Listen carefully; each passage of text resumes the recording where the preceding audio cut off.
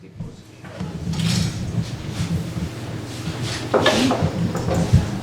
Nii, aga enne kui rääkida tühikutest ja kosmilisest võrgustikust, tuleks alustada kas nüüd päris algusest, aga alustada galaktikatest. Galaktikad on kosmilise võrgustiku ehituskivi. Ja kui nüüd ajas minna natuke tagasi, umbes 18. sajandisse, siis oli vaatlevatele astronoomidele oli huvitav see, mis liikus. Eks see ole praegu ka huvitav see, mis liigub ja muutub. Ja komeedid olid sageli näha taevas liikuvate uduste laikukestele. Aga pandi tähele ka seda, et on ka selliseid uduseid laikukesi, mis ei liigu, püsivad koha peal. Ja mis on komeedi vaatlejatele ainult tüliks ja segamiseks. Ja sellepärast koostas Prantsuse astronoom Charles Messier koostas nende udukogude kataloogi lihtsalt selleks, et komeedi vaatlejatele abiks olla. Ja tema kataloogis olevad udukogud on kõik tähistatud M-tähega, nii et kui on mõni objekt, näiteks M51, siis see on objekt, mis oli juba Messier kataloogis.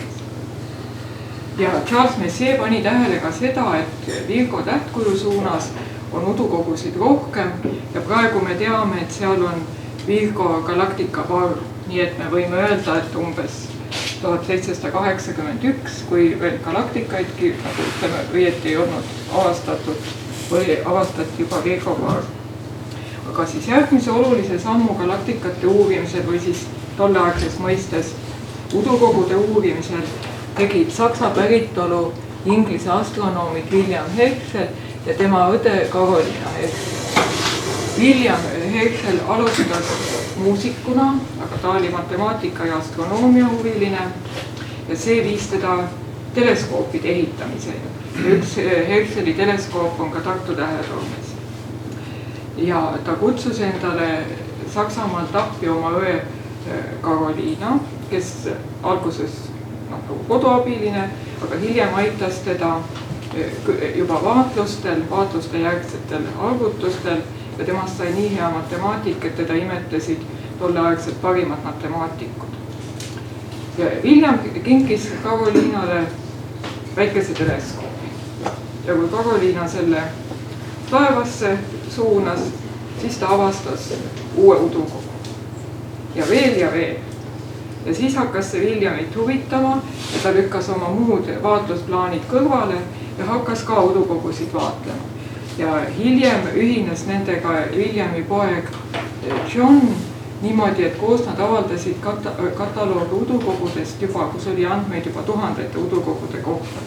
Ja samuti nad panid tähele, see oli siis 1802, et kooma parve suunas või tähendab kooma tähtkuju suunas on galaktikaid rohkem ja praegu me teame, et seal on kooma galaktika parv. Nüüd ajas natuke edasi. Iiri amatöörastronoom William Bergson või Lord Rosser, kellel oli juba veel parem teleskoop kui William Herschelil, tema avastas, et osadel galaktikatel on spiraalharud. Ja nüüd me võimegi öelda, et galaktikad, heledamad galaktikad jagunevad niisugustesse põhitüüpidesse, et on korrapärased, elliptilise kujuga galaktikad, mis on enamasti punakat värvi ja vanade tähtedega. Ja siis on spiraalharudega galaktikad, enamasti sinkjat värvi ja seal käib praegu aktiivne täheteke. Ja suurem osa galaktikatest on tegelikult niimoodi näevad välja nagu kokku pätsitud tombud, ebakorrapärased või irregulaarsed galaktikad. Nii et galaktikad on meil nüüd olemas, aga ei olnud teada, mis objektid nad on, kas nad on üks osa meie linnutee tähesüsteemist või asuvad nad kuskil kaugemal. Ja siin tegi olulise otsustava sammu Eesti astronoom Ernst Öpik, kes aastal 1922, veidi rohkem kui 100 aastat tagasi, avaldas töö Andromeda galaktika kauguse määramisest. Ja seal töös ta näitas, et ööga peaks vist olema saare moodi. jah, vabandust. Kui te veel neid leiate kirjavigu, et ma ise leidsin ka, aga näed mitte kõiki. No see vähemalt ei muuda seda, et tema avardas meie maailma pilti tohutult, näidates, et galaktikad võivad olla objektid väljaspool meie tähesüsteemi. Ma on küsimus, kas ta oli siis ikka esimene? No meie teada küll. Ja kui ma ütlen meie teada, siis see on selles mõttes keeruline, et paljud ütlevad, et Hubble oli esimene, Hubble tegi oma tööd hiljem veidikene, aga jälle öpikutööd on vähem tuntud. Eriti veel, et oma esimesed tööd, et see oli üldse väga keeruline aeg, eks ole, esimene maailmasõda oli just lõppenud ja ütleme see teaduskommunikatsioon ja kogu maailmas poliitiline olukord oli hästi keeruline. Aga ja ajaloos on alati niimoodi, et mis täpselt millal toimus ja mis millale viis ja mida saab lugeda esimeseks, et see ei ole sugugi lihtne. Et enamasti on tegemist protsessiga. Aga siin ja sellel fotol on X-Töpik koos abikaasaga Jaan Einastoga, ma arvan, Brightonis konverentsil juba palju hiljem. Nii et nüüd oli teada, et galaktikad on objektid väljaspool meie oma galaktikat, aga ei olnud teada, milline on nende ruumjaotus. Ja kuna enamasti ei olnud teada galaktikate kaugusi, siis esimese sammuna sai uurida galaktikate jaotust taevatasandil. Ja see on näha siin Licky observatooriumis koostatud kahemõõtmelisel taeva ülevaatel või taevakaardil. Ja siit on näha, et galaktikad on kuhjunud sükustesse kobaratesse, ütleksime praegu gruppidesse ja parvedesse ja nende vahel ülejäänud galaktikad on üsna hajusalt ja selle kohta kasutatakse ja siiamaani kasutatakse mõistet grupid parved ja välid. Ja sellist galaktikate jaotust uuris detailselt Jim Peebles, Nobeli preemia laureaat. Ja 70ndatel aastatel pakkus Jim Peebles välja statistiku, mis on ka praegu üks enam kasutatavaid statistikuid galaktikate ruumjaotuse uurimisel, nimelt korrelatsioonifunktsiooni. Ja korrelatsioonifunktsiooni puhul võrgeldakse galaktikate jaotust juhusliku jaotusega. Väikestel kaugustel, galaktikate vahelistel kaugustel on galaktikate jaotus juhuslikust oluliselt erinev parvede pärast, aga teatud suurematel kaugustel hakkab jaotus juba lähenema juhuslikule ja seda tõlgendatakse sageli ka kui üleminekut juba homogeensele jaotusele. Ja see tõlgendus ei ole õige, aga see ei ole ka tänase ettekande teema. Nii, aga nüüd küsimus, aga milline on galaktikate tegelik ruumjaotus? Ja ühe põhjusena, mis ajendas seda küsimust esitama, oli, et möödunud sajandi 70ndate aastate keskpaigaks olid arvutid juba nii palju arenenud, et oli võimalik arvutis simuleerida galaktikate või siis õigem oleks öelda aine jaotuse arengut aja jooksul. Ja tuli välja need simulatsioonid, mis olid tehtud Moskva kosmoloogi Jakov Seldovitsi ja tema rühma poolt, siin on Seldovits koos abikaasaga Mosinal puhkamas, et nende rühm tegi kosmilise simulatsiooni, mis näitas, et galaktikad aja jooksul ei kogune mitte kobaratesse, mille vahele jääb väli, vaid niisugustesse õhukestesse kihtidesse või lehtedesse, mida hakati nimetama Seldovitsi pannkookideks ja seda kõike kokku pannkoogigeoloogiaks. Ja siis pöördus Seldovits Tartu astronoomi Jaan Einasto poole küsimusega, et milline on galaktikate jaotus või mida vaatlused selle kohta ütlevad.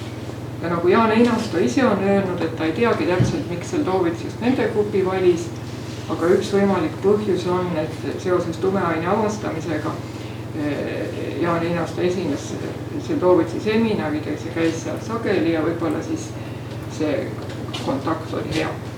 Ja siin ma näitan või nimetan kõiki neid inimesi, kes tookord olid selles Tartu astronoomide, kosmoloogide töörühmas.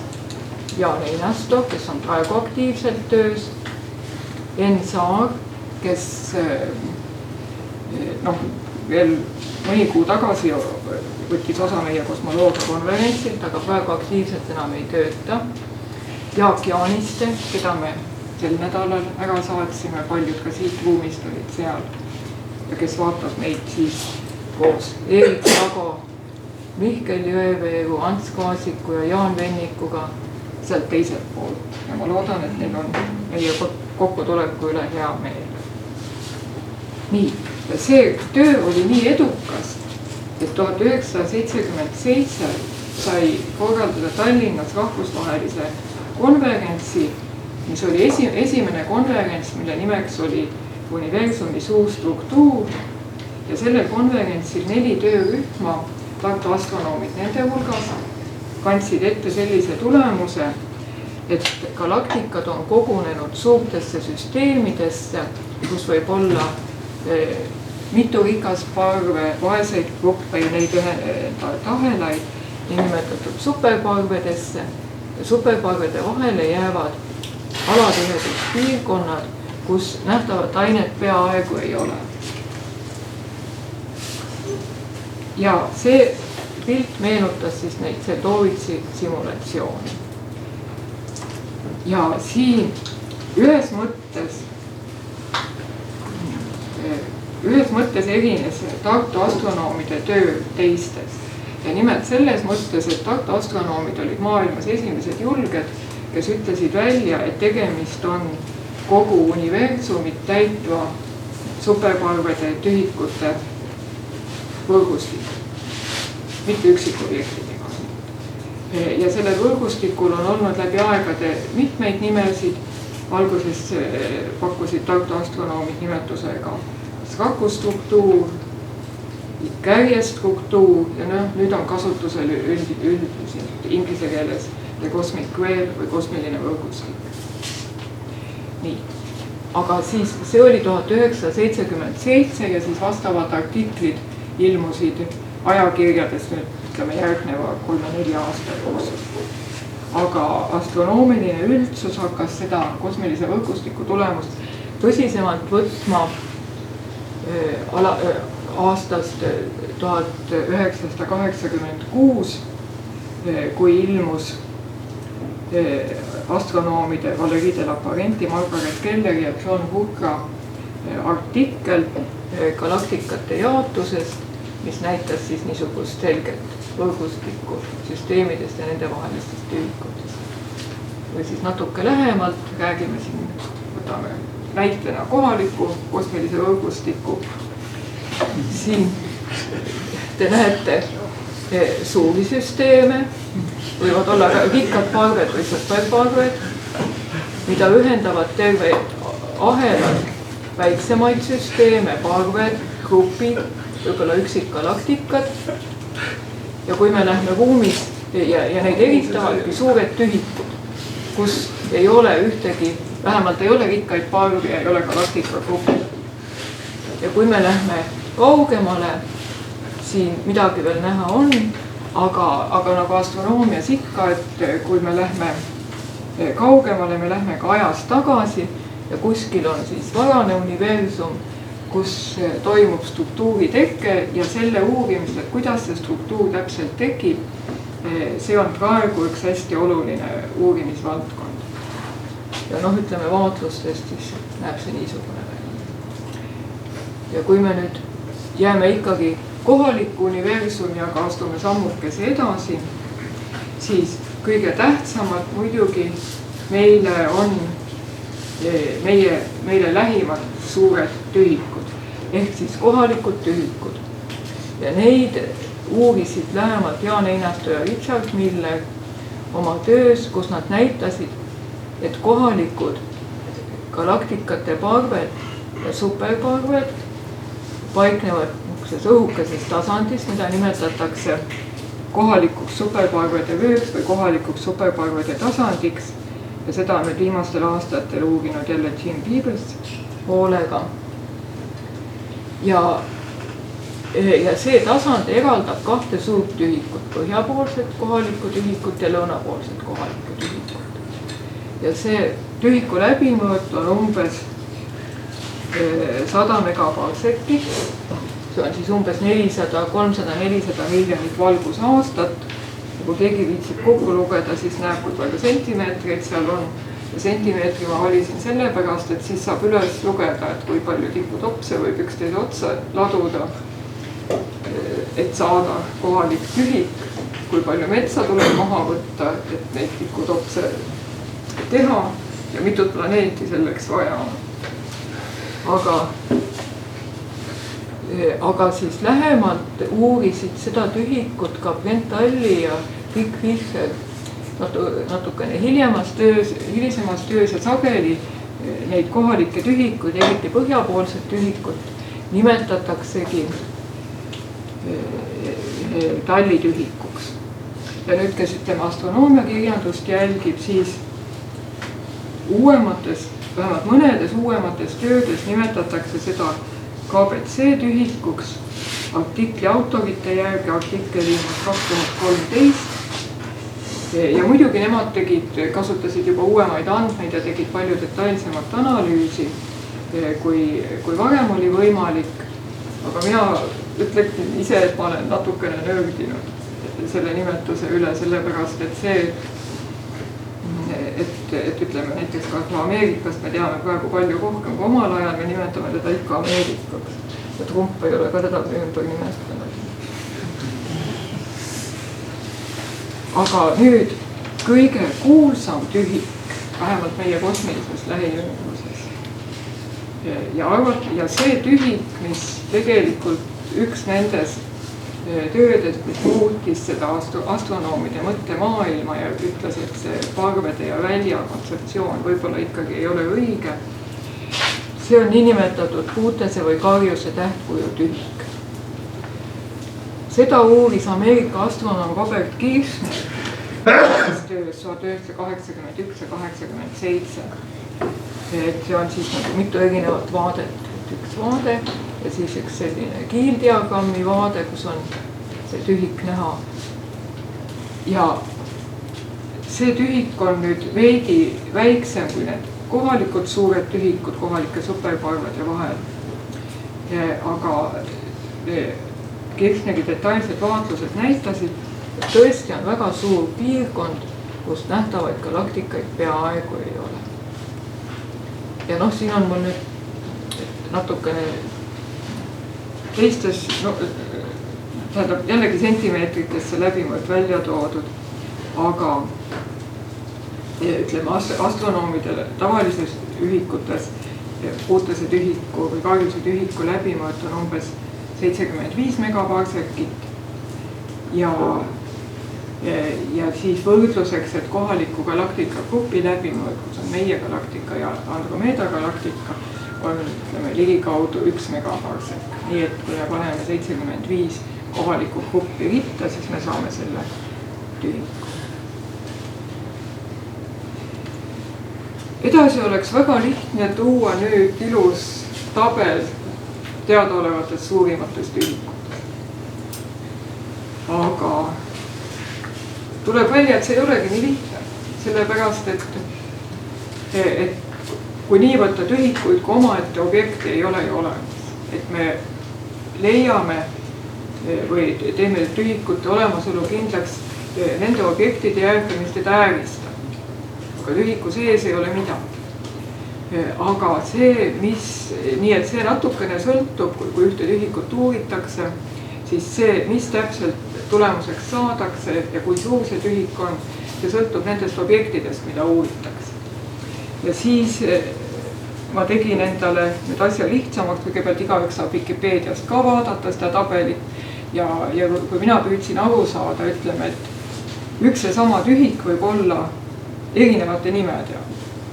Ja lõpuks see ei ole praegu tänase ettekande eesmärk öelda, et see tühik seal ruumiliselt on nii ja siis ta on niisuguste nimedega nimetatud. et ma lihtsalt näitan veel kord, et meie kohalikud tühikud, kui kasutada galaktikate kiiruste andmeid, sellest ma räägin veidi täpsemalt, siis on näha kohalikes tühikutes juba, et nad jagunevad väiksemateks tühikuteks, siis puutese või karjuse tühik. Ja üks hästi suur, hästi piklik tühik jääb superparvede vahele ja teda nimetatakse, see on siis Istvan Sapudi, Andrei Kovatši ja teiste töödes Eridanuse supertühikuks.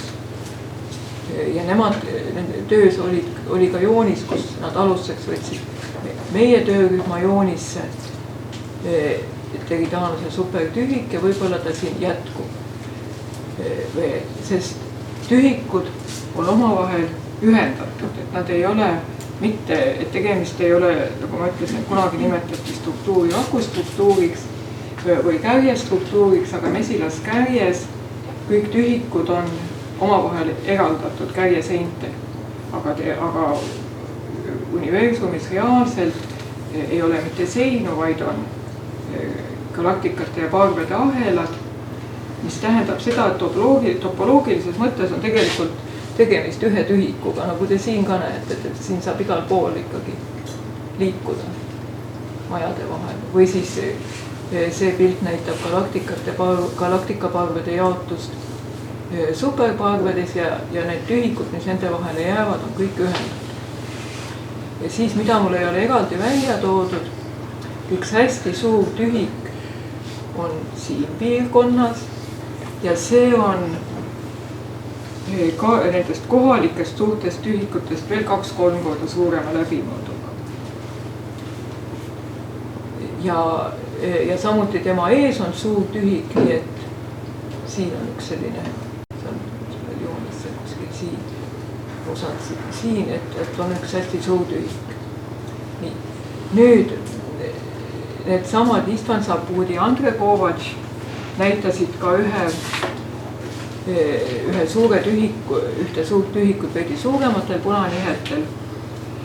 Ja siis nagu kõrvalmärkusena ütlen, et nende hästi suurte tühikute jäljed on tõenäoliselt näha kosmilises foonkiirguses kui külmtume laik ning seostataksegi Eridanuse supertühikuga.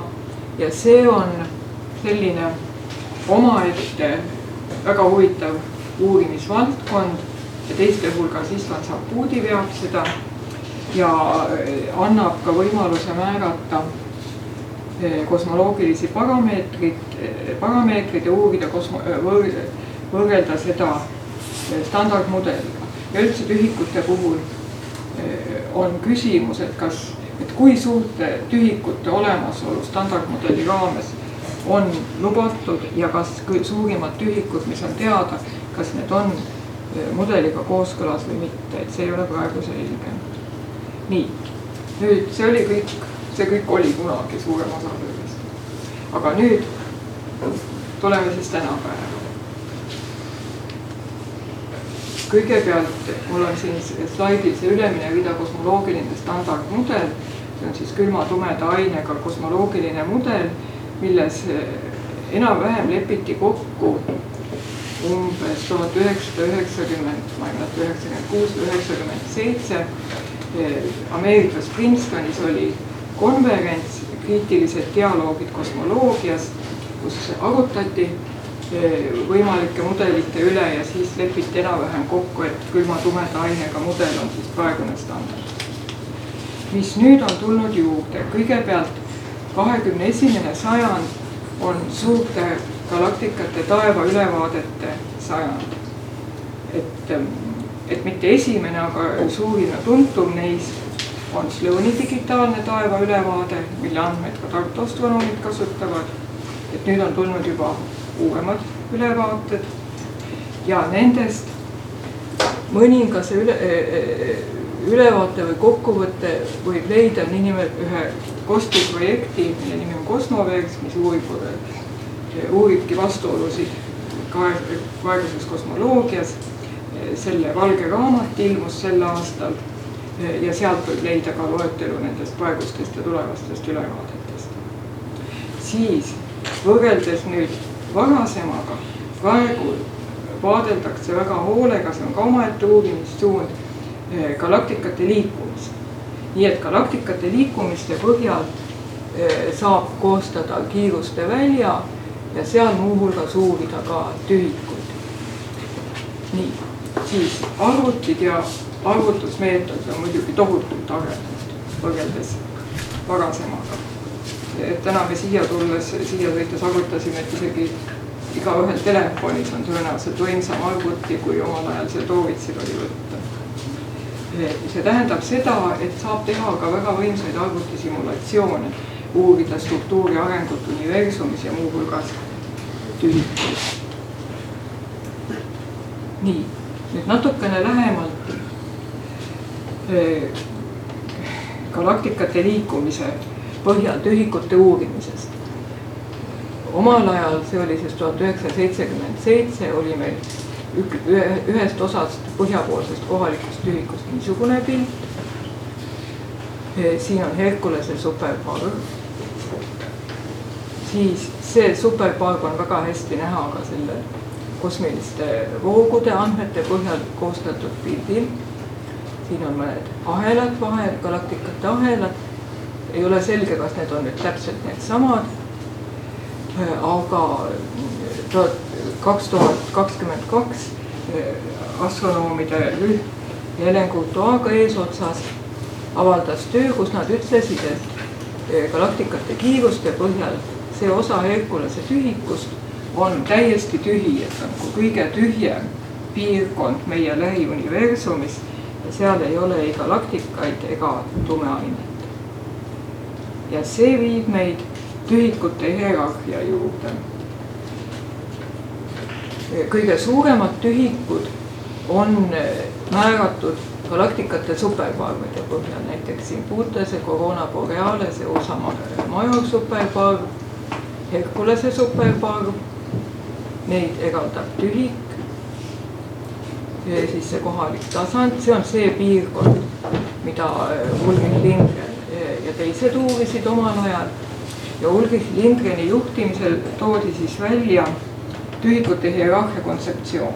Et kõige suuremaid tühikuid läbivad galaktikate ja galaktika gruppide ketid, neid omakorda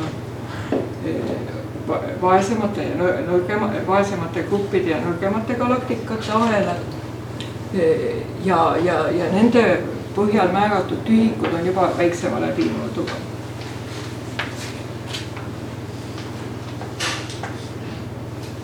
Ja siin veidi täpsemalt veel, et kui vaadata nüüd Helen Courtois juhtimisel tehtud, aasta hiljem tehtud pilti, siis näeb siin juba palju rohkem detaile. Aga jah, et suured tühikud jagunevad väiksemateks tühikuteks. Ja see viib meid sellise mõiste juurde nagu biasing, mida võiks tõlkida mitmel moel. See on siis kas galaktikate või ütleme nähtava aine ja tumeaine suhteline jaotus, aga hoopis teisel viisil ka kui galaktikate tekke läbimehhanism. Arvutisimulatsioonist on näha, et nähtavad galaktikad moodustavad võrgustiku, aga nende vahel tumeaine poolt selline tumeaine halode hierarhia jätkub. Ja siin ka ütleme, et ma ütlen küll, et see õu on tühi, aga kui te lähete välja, siis tõenäoliselt siin on terve hulk väiksemaid objekte. Ja kuskil on see muu. Ja küsimus on selle biasing probleemi puhul on küsimus selles, et kui nõrku galaktikaid ja kui nõrkadest galaktikatest ahelaid tühikutes veel saab olla. Ehk siis teiste sõnadega, kui me võtame nõrgemad galaktikad, kääbusgalaktikad, kas nad saavad tekkida omaette või saavad nad tekkida ainult suuremate galaktikate tumeaine halodes, nii nagu meie linnude galaktikal on nõrgemad kaaslased. Ja see on ka üks nendest probleemidest, mida praegu Tõraveres ja üldse maailmas hoolega uuritakse. ja teine probleem, kui me võtame üht ja sama tüüpi galaktikat tühikutest, noh ütleme tühikuservades või sellises alatiheduspiirkonnas ja tihedamates alades parvedes või superparvedes, siis tuleb välja, et nad on sarnased. Ehkki need keskkonnatingimused on väga erinevad. Ja siit siis teine uurimisküsimus, et mille poolest erineb galaktikate teke ja areng hõredates piirkondades ja tihedates piirkondades. Ja selleks arvatavasti meil praegu on vaja ka niimoodi paremaid andmeid, kui praegu kasutada ja see on ka üks teemadest Tartu observatooriumis. Siis nüüd hästi lühidalt veel tühikute arengust kosmilises võrgustikus. Siin näitan simulatsiooni, mis on tehtud Tartu observatooriumis ja Jaan Einasto juhtimisel. Ja ta näitab, sellel paneelil on kosmiline võrgustik simulatsioonidest siis, kui universumi vanus oli kõigest 500 miljardit aastat. Siin sellel paneelil on universumi vanus umbes 2 miljardit aastat ja see on siis praegune universum. Ja need punased alad igal joonisel on antud universumi arenguetapil kõige tihedamad piirkonnad ja sinised on kõige hõredamad piirkonnad või tühikud. Ja on näha, et nii superparvede algmed olid samas kohas juba hästi varases universumis ja samuti tühikute tsentrid. Ja praegu ongi, et need struktuuri algmed olid näha juba hästi varases universumis ja praegu näiteks kas James Webbi teleskoop juba vaatleb selles varases universumis ka galaktikaid ja põhiline areng toimubki siin nendes keskmise tihedusega piirkondades. Muidugi superparved kasvavad, aine voolab aja jooksul tühikutest välja ja samuti väiksemad tühikud ühinevad, näiteks moodustavad suuremad tühikud. Aga siin jah, kõige olulisem on see, et need algmed olid näha juba väga varases universumis. Ja siis viimastel slaididel ma räägin mõne sõna sellest, mida praegu Tartu observatooriumis tehakse seoses tühikutega. Üks suur uurimisprojekt on meil niinimetatud JPAS projektist osavõtt, mis on siis kiireneva universumi ülevaade Javalambras ja senimaani ma rääkinud ühtegi sõna vigadest, et galaktikate asukohad või kaugused on määratud punanihete järgi ja punanihete pead on tõesti väiksed ja need võib tühikute uurimisel kõrvale jätta.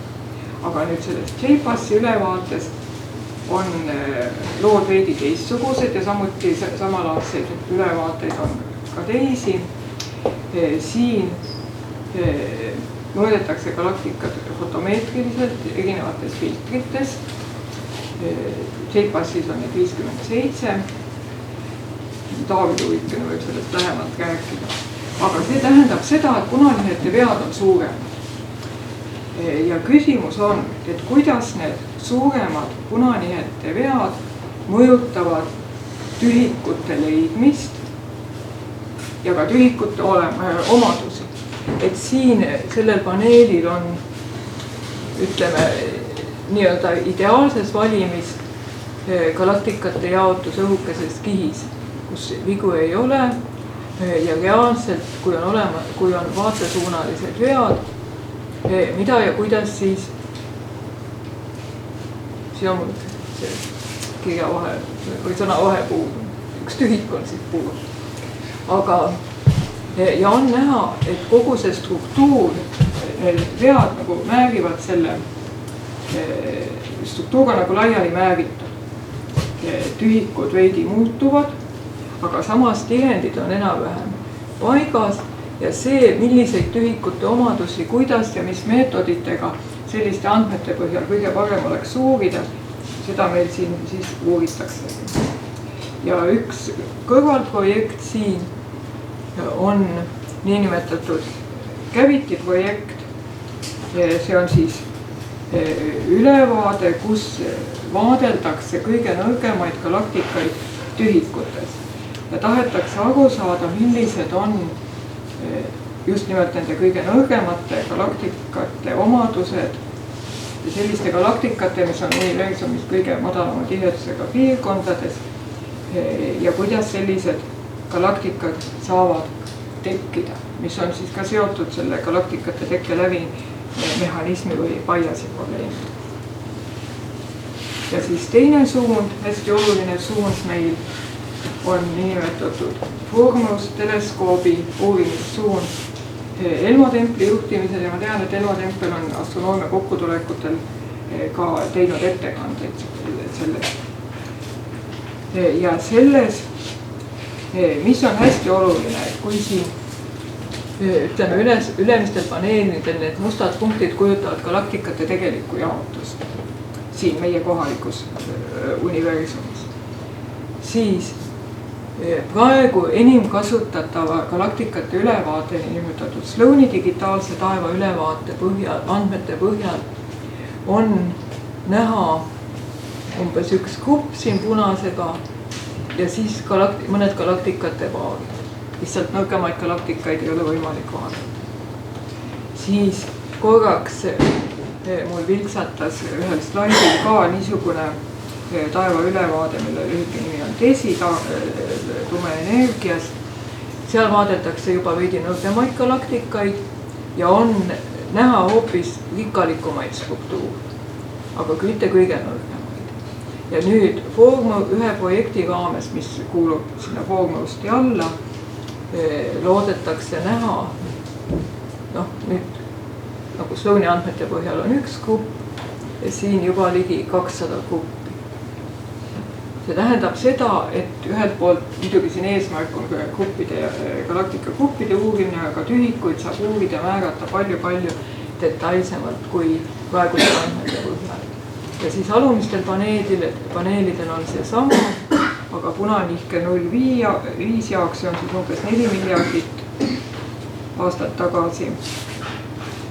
Ja siin on näha, et selline sügav valim, et selle põhjal on tõepoolest võimalik uurida selle punanihkel olevaid galaktikaid.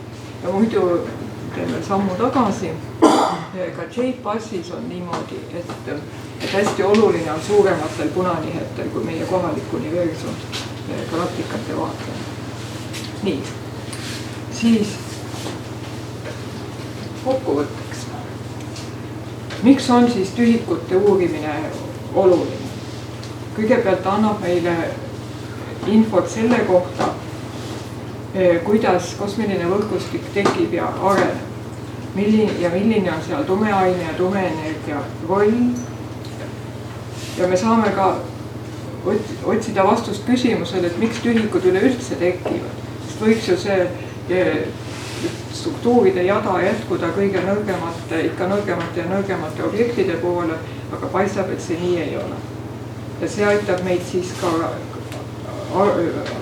aitab parandada meie arusaamist sellest, kuidas galaktikad tekivad ja samuti paremini aru saada galaktikate omadustest erinevas ringluses.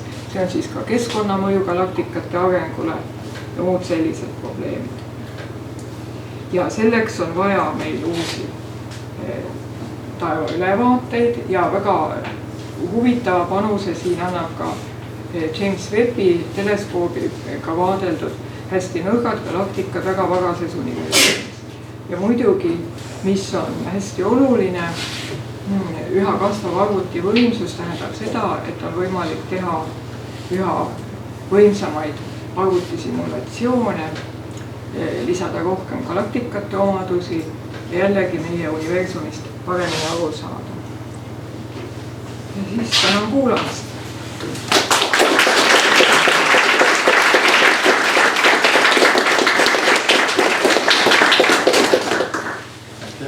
on kõigil palju küsimusi ka valmis,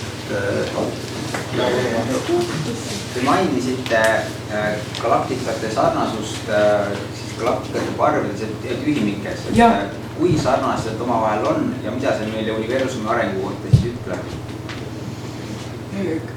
No ütleme konkreetselt see töö, mida meie tegime Tartu Observatooriumis, no mina näiteks. Me kasutasime Sloani andmeid ja seal me võrdlesime galaktikate tähelisi masse, tähetekkekiirust, galaktikate, ma ütleksin, kuju ja tähetekkekiirust veel saab vaadata mitmel erineval moel. Ja tuli välja, et kui me võtame niimoodi, et me võtame ühesuguse galaktikate heleduse piiri, see tähendab, et me võrdleme ikkagi õunu õuntega. Et siis hõredas piirkonnas ja tihedas piirkonnas, näiteks galaktikate parvedes, olid nende parameetrite jaotused ühesugused. Välja arvatud võib-olla kõige hõredamates piirkondades, kus tõesti galaktikad olid keskelt läbi, ütleme sama heledusega galaktikad, olid väiksema tähelise massiga. Ja mida see meile ütleb? No praegu ütleb üks asi, mida ta ütleb. Kui meil on galaktika hõredas piirkonnas, kui ma jätan praegu isegi kõrvale need kõige hõredamad, aga see jutt kehtib igal juhul. Galaktika on üksi. Lihtsalt võttes ta on tumeaine alades, aga tema lähedal ei ole teist sama heledat galaktikat. Et tal võivad küll olla nõrgad galaktikad. See tähendab, et tal ei ole mõjutusi teise galaktika poolt. Ja seda galaktikat, selle galaktika teket ja arengut saavad mõjutada, ütleme, need sisemised protsessid, mis galaktikas endas toimub, supernova plahvatused, mis rikastavad keskkonda, ütleme seal tähtede areng, galaktikas olev gaas või ka galaktika lähiümbruses galaktikasse kukkuv gaas, näiteks ka üksetest gaasilistest filamentidest. Ühesõnaga, et sellised protsessid, mis toimuvad galaktika enda sees või tema tumeaine sees või tumeaine vahetus lähedal. Nüüd, kui meil see sama galaktika on parves, siis on seal teised galaktikad üsna lähedal. Meil võivad olla galaktikate põrked, galaktikad võivad üksteisest lähedalt mööda liikuda, galaktikate põrgetest ja liitumisest tuleb just järgmine ettekanne. Galaktikad võivad üksteisest lähedalt mööduda ja see kõik võib mõjutada galaktika arengut, tähetekket, tähetekke lõppemist ja tähetekke, see tähendab ka massi ja kõiki omadusi. Ja kui need omadused on nüüd ühesugused, siis üks järeldus, mis me tegime, on see, et galaktikate arengus määravad need sisemised ja päris lähiümbruse protsessid suuremat rolli kui seni arvatud. Ja võib-olla siis parve mõju, et see roll on väiksem ja toimub juba galaktika arengu hilisematel etappidel niimoodi, et praeguseks on lihtsalt nendel mõjudel olnud vähem aega mõju. Et see võib seletada seda sarnast. Aga siin, ega me päriselt ei tea ja me vaatasime ainult üksikuid või mõningaid omadusi. Et üks suund edasi siin ongi, et vaadata rohkem omadusi ja uurida seda siis kõik edasi.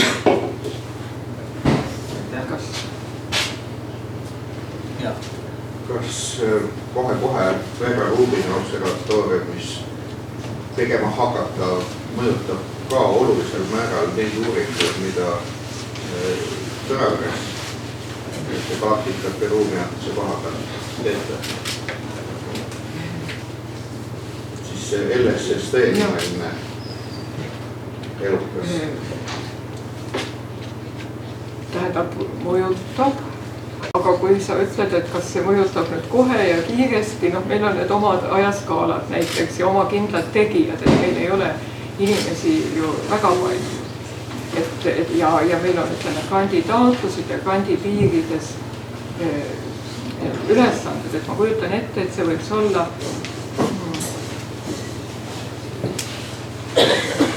hetkel ma ütleksin niimoodi, et selline lisain, aga me kunagi ei tea, kui teinekord võib mõni olukord ikkagi väga kiiresti muutuda ja on vaja ümber orienteeruda.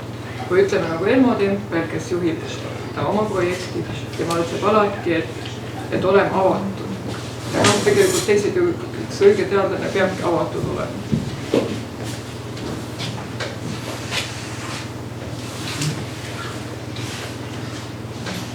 Siin poolt viimastel.